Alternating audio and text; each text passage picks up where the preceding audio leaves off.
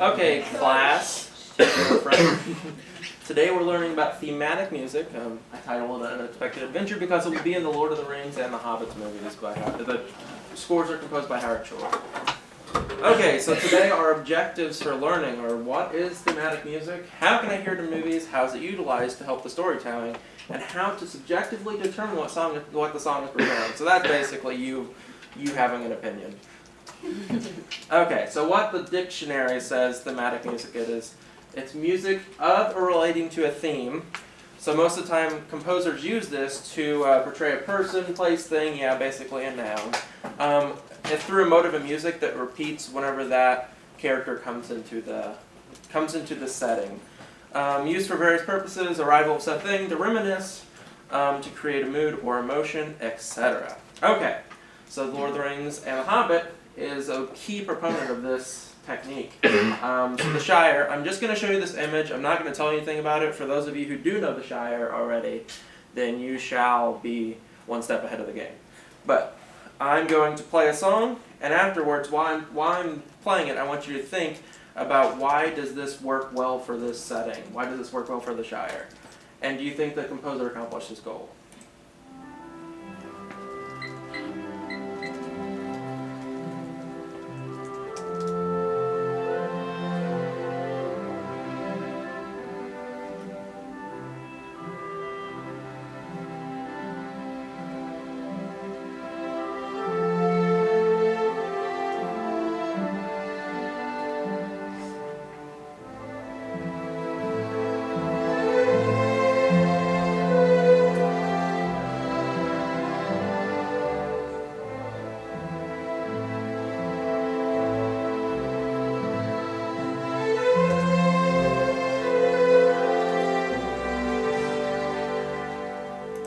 Okay, so does anybody have any reasons why they think that works well for this picture, or if you already know the Shire?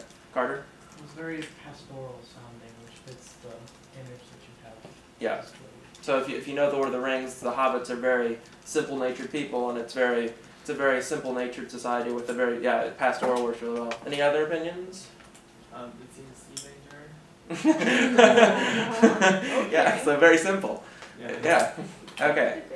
Any other opinions? And do you guys think the composer accomplished his goal by describing that setting? Okay. So the next one is the ring. Oh, okay, it's going to do this to me. So that's a picture of the ring. Voila. For those of you that know the story, you'll be one step ahead of the game. Here we go. Oh, it's muted.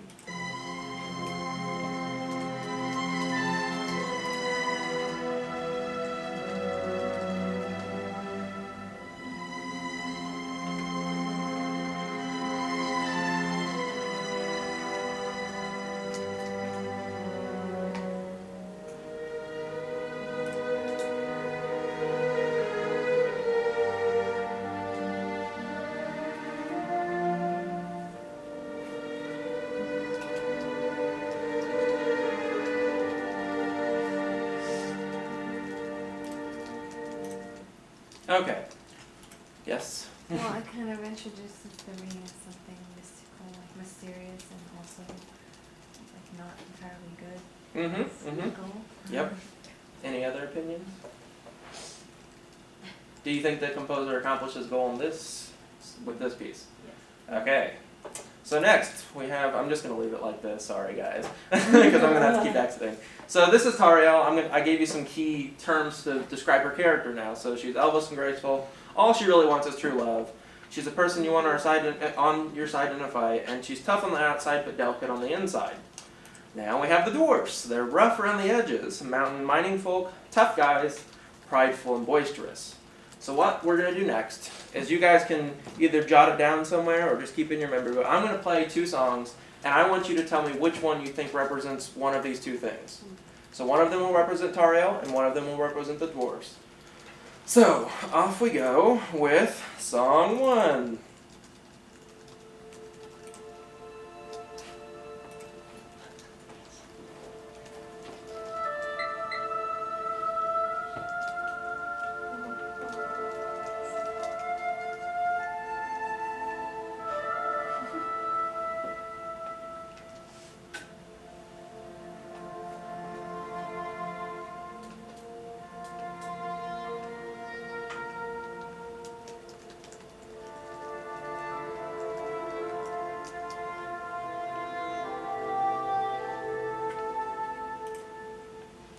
Okay. And then we have song 2.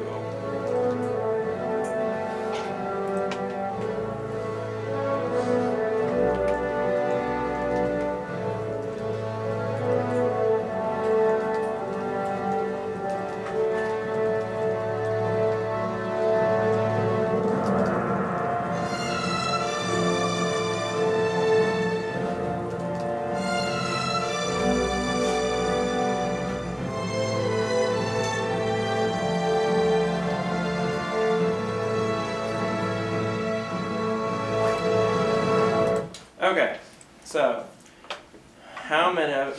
What do you think was the first song? Who do you think it represented? Yeah, there you go. And the dwarfs were.